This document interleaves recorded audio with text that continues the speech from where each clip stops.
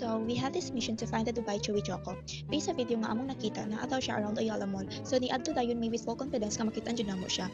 Pag-abot na mo sa Ayala, naglibot may murag walay kahumanan. Left, right, sulod, gawas, pero wala dyan may nakitaan. Hangtod sa na-feel na mo nga kapoy na kayo may utuyok-tuyok. So, ningon may lingkod sa taga Maybe. Naglingkod may siya di ay nihilot sa akong tiil. Grabe ka thoughtful ato, pa super sakit na akong tiil sa kakapoy. So, niuli na mi sa among gistayhan ni Year Oak Ridge. Then here comes the unexpected part. At bang radi ay sa among hotel, naara di ay ang cafe nga among gipangita. Like grabe ka ironic, ni adto miglayo, ni toyok mi tibuok lugar pero naara di ay siya literally across sa among gistayhan.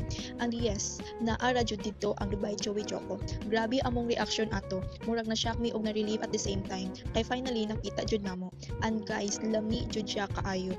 Chewy, chocolatey, super satisfying kaayo every bite. Worth it tanang kakapoy ug tuyok-tuyok. So mao to, from Ayala Mall search to IT Park failure, then unexpected discovery, naara di ay siya at bangra sa among hotel. And if you want to see my full reaction while eating it, uploaded na ang full video sa Dubai Chewy Choco tasting. Watch it guys, that's it. Thank you so much!